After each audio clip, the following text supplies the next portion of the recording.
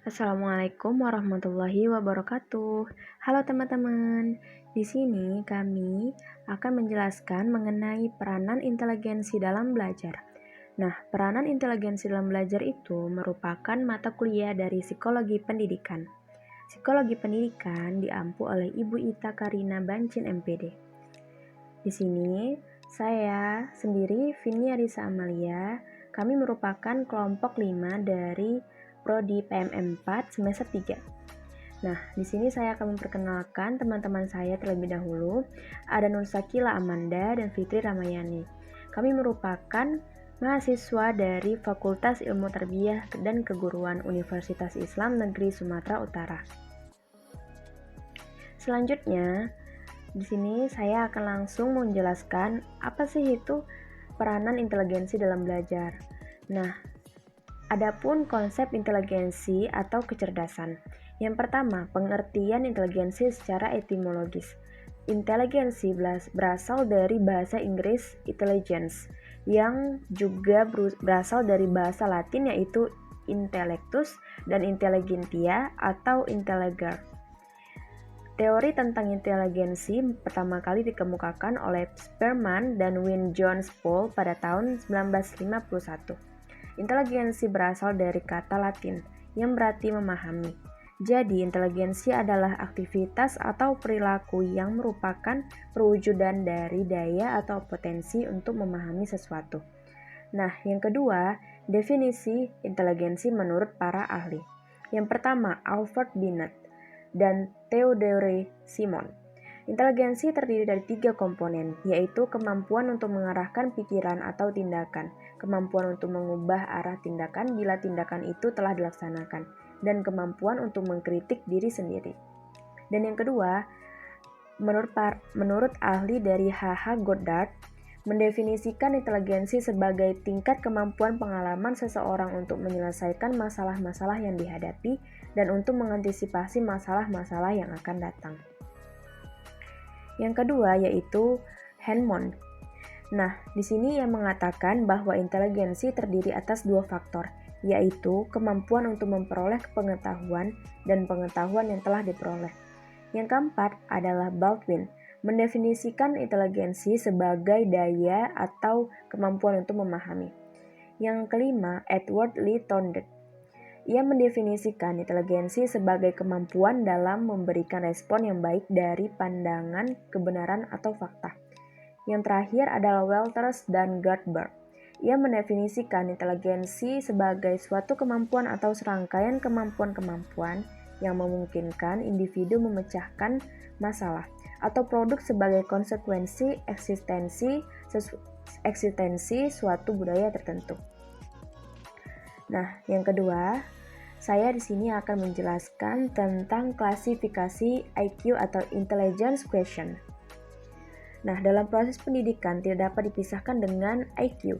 Namun, persoalannya justru seringkali IQ hanya digunakan sebagai peran tunggal dalam sekolah. IQ hanya digunakan dalam proses penyeleksian masuk siswa baru atau sebagai bantuan untuk satu program tertentu yang seringkali tidak bersentuhan dengan kebijakan-kebijakan sekolah lainnya. Disinilah porsi IQ yang kurang berfungsi dalam memberikan kontribusi pendidikan. Peran IQ yang semestinya dalam proses pendidikan adalah membantu penyeleksian siswa yang diharapkan oleh suatu lembaga pendidikan. Yang kedua, membantu pengklasifikasian siswa agar memudahkan guru mengontrol keragaman siswa dalam satu kelas, dan tujuannya dapat mengatur kompetisi belajar, tutoring peer education, dan sebagainya. Dan yang terakhir, membantu guru memberikan porsi tugas tambahan sesuai tingkat kesulitan yang berbeda antara IQ rata-rata dan tinggi.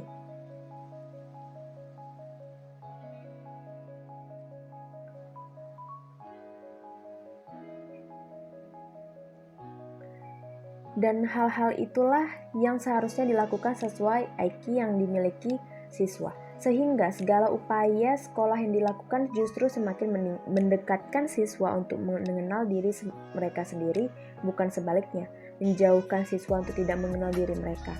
Salah satu konsep inteligensi yang dipaparkan oleh para ahli menyatakan bahwa keberhasilan siswa dalam belajar dipengaruhi oleh banyak faktor yang bersumber dari dalam diri siswa maupun dari luar diri siswa. Internal yaitu bersumber dari dalam diri mahasiswa, seperti panca indera, kondisi fisik umum. Psikologisnya yaitu minat, motivasi, kepribadian, dan kemampuannya, bakat, IQ. Yang kedua yaitu faktor yang bersumber dari dalam diri siswa atau eksternal, yang merupakan fisik, kondisi tempat belajar, fasilitas. Yang kedua yaitu faktor yang bersumber dari luar diri siswa, yaitu eksternal, yang mana fisik, kondisi tempat belajar, fasilitas, dan lingkungan. Yang kedua sosial, dukungan sosial, dan budaya. Saya Fitri Ramayani akan melanjutkan penjelasan materi dari Vinia Risa Amalia.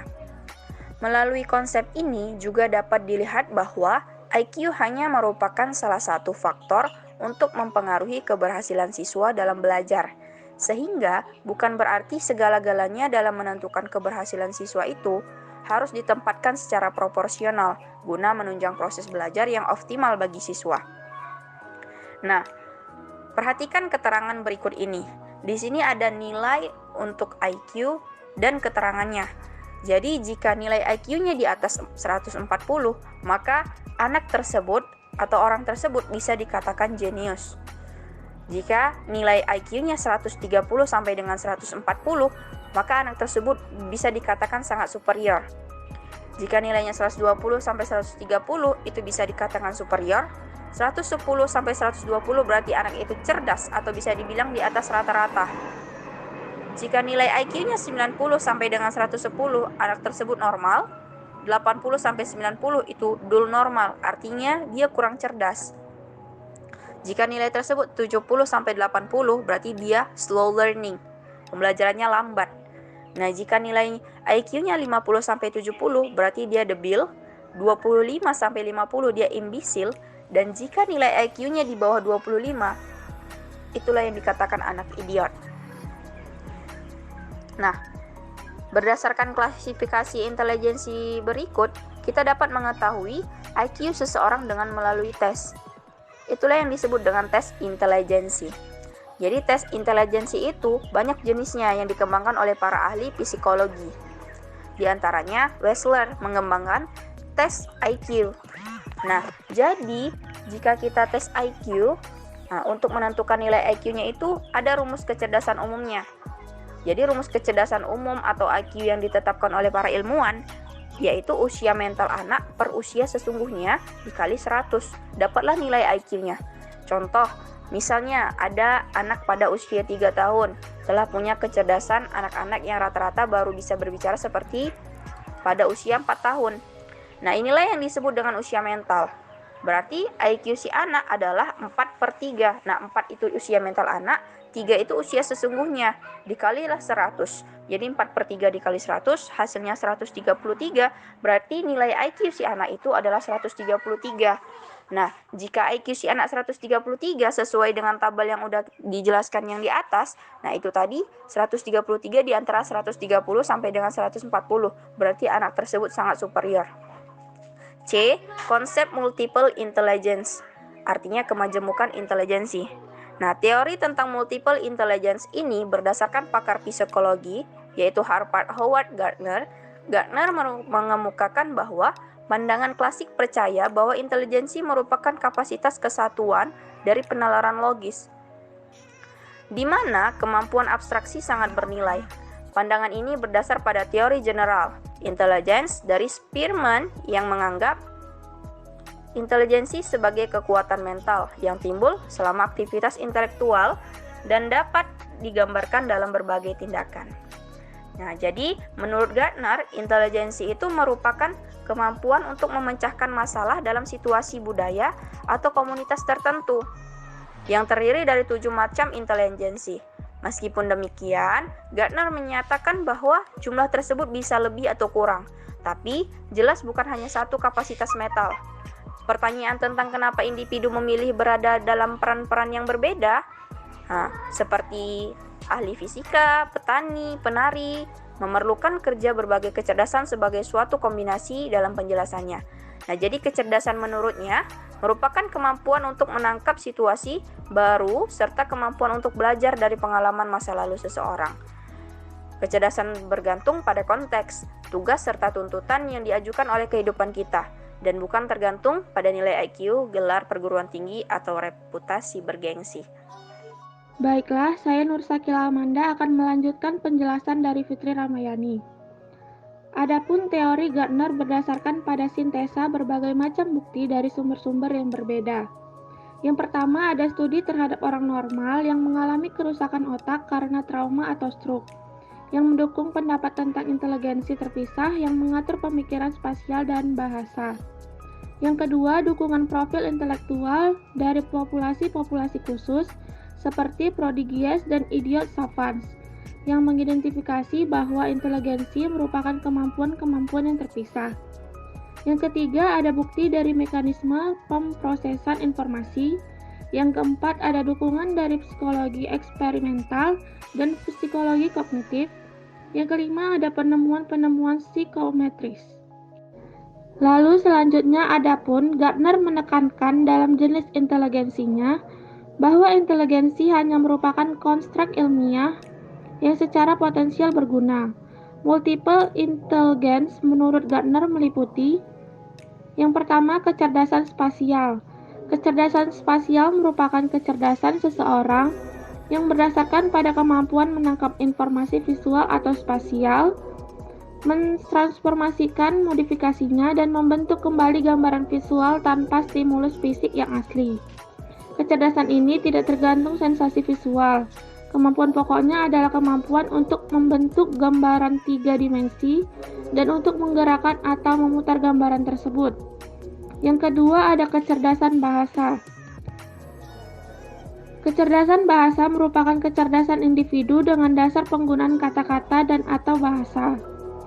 Meliputi mekanisme yang berkaitan dengan fonologi, sintaksis, semantik, dan pragmatik. Mereka yang memiliki kecerdasan tersebut mempunyai kecakapan tinggi dalam respon dan belajar dengan suara dan makna dari bahasa yang digunakan. Yang ketiga ada kecerdasan logis matematis. Kecerdasan tersebut berdasarkan diri pada kemampuan penggunaan penalaran, logika, dan angka-angka matematis. Pola pikir yang berkembang melalui kecerdasan ini adalah kemampuan konseptual dalam kerangka logika dan angka yang digunakan untuk membuat hubungan antara berbagai informasi secara bermakna.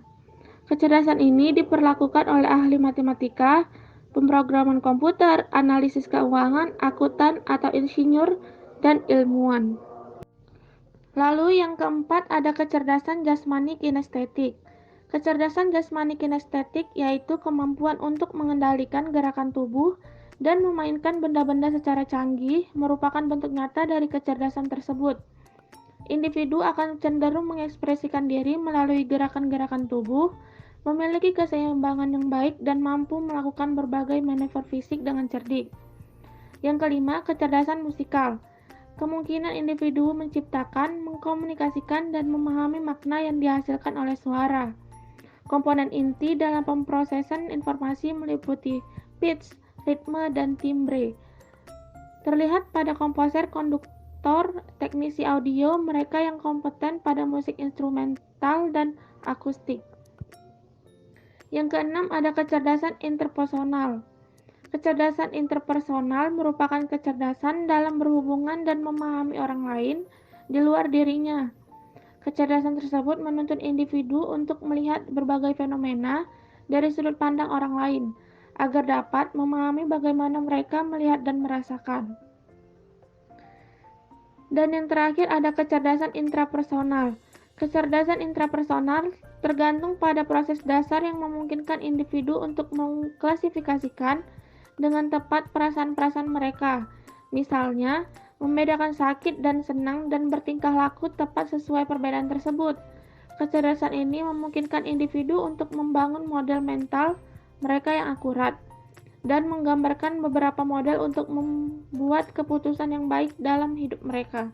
Terima kasih.